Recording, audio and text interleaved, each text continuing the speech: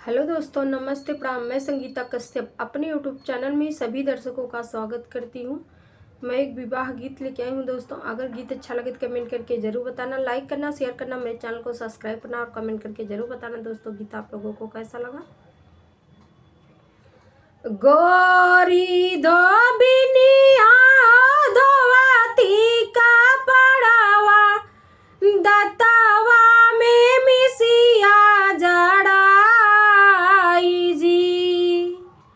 गोरी धोबिनिया धोवई का पड़ावा, दत्तवा में मिसिया जड़ाई जी।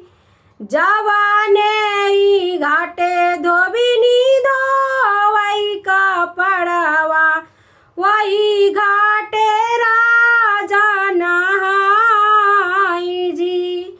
जवाने नी घाटे धोबिनी धोवई का पड़ावा, वही घाटे राजा नहाए जी। उते चाला राजा के पुतावा, रैया के चीटिक पाड़ी जाई हो। उते चाला राजा के पुतावा हो, रैया के चीट पाड़ी जाई जी।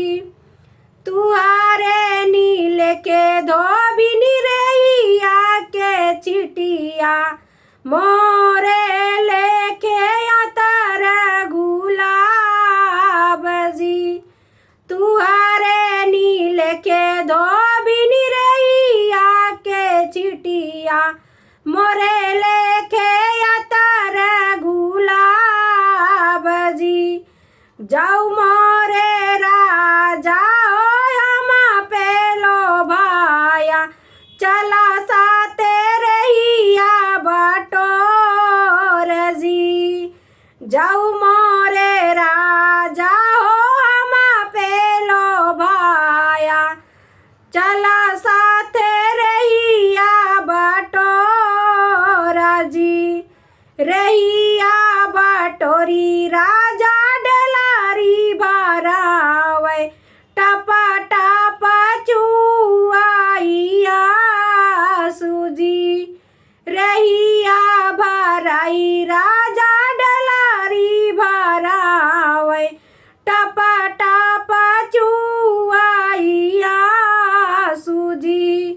जनमाल रहे हमारानी के कोखिया, करम धोबिनिया के साथ जी। जनमाल रहे हमारानी के कोखिया, करम धोबिनिया के साथ जी। आगे आगे चलऊ है गोरी धोबिनिया, पीछे पीछे राजा के पूत जी। आगे आगे चलऊ है गोरी धोबिनिया, पीछे पीछे राजा के पूत जी।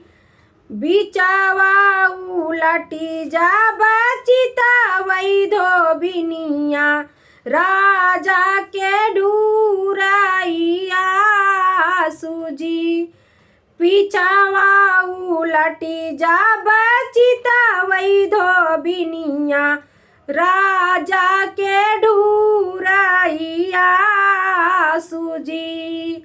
जाऊ ना मोरे राजा अपने नागरिया, आपन बाबैया के देश जी। जाऊ ना राजा अपने नागरिया, अपने बाबैया के देश जी। द्वारे खड़ी तोहरी मैया निहार, कहाँ गए लालन हमार जी।